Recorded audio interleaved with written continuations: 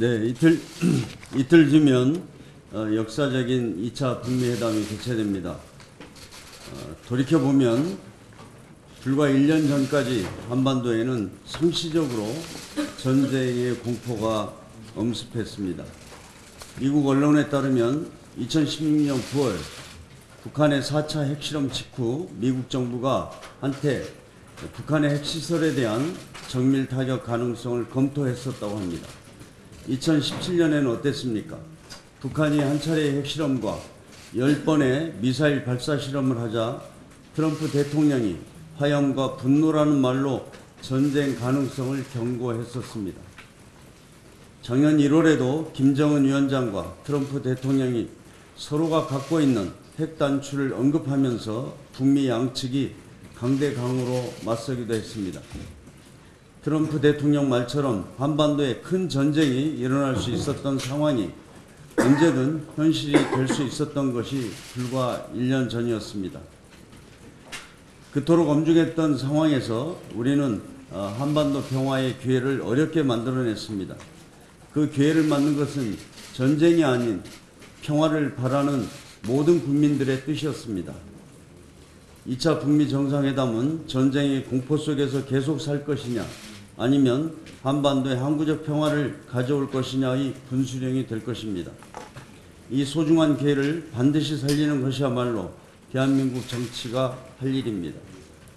평화를 위한 길에 진보와 보수, 여당과 야당이 따로 있을 수 없습니다. 2차 북미 정상회담 성공을 위한 초당적 협력이 어느 때보다도 필요합니다. 오늘 여야 5당 원내대표 회동에서 평화를 위한 공조가 논의되길 기대합니다. 요즘 며칠 동안 20대 청년과 관련해 우리 당 의원님들의 발언이 논란이 됐습니다. 원내대표로서 깊은 유감과 함께 머리 숙여 사죄의 말씀을 드립니다.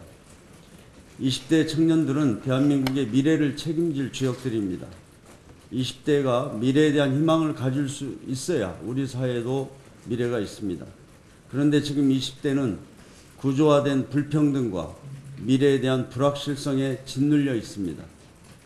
바늘구멍에 들어가기보다 어려운 대기업, 공무원 등 공공부문 취직, 부모 세대의 성취에 따라 인생이 좌우되는 기회의 상실, 아무리 열심히 살아도 넘어설 수 없는 기득권의 세상에서 젊은이들이 절망하고 있습니다.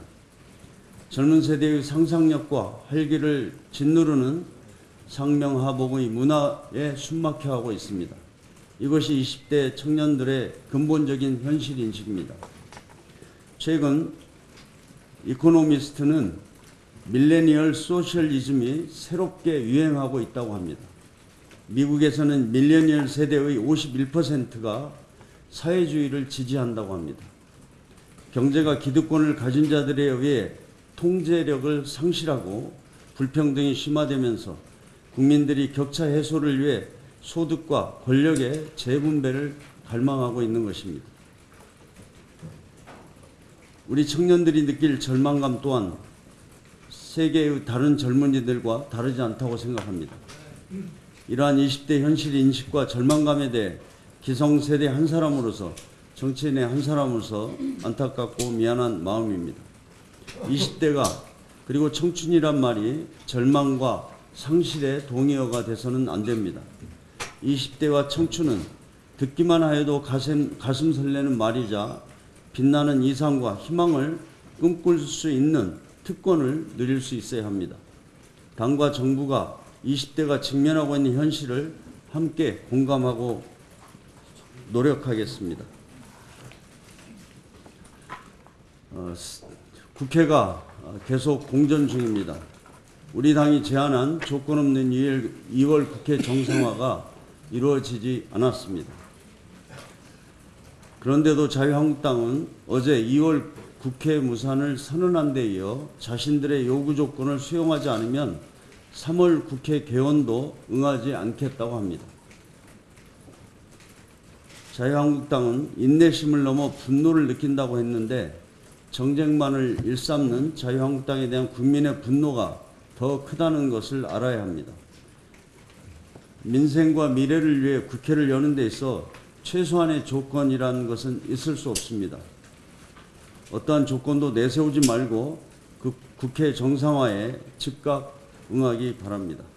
이상입니다.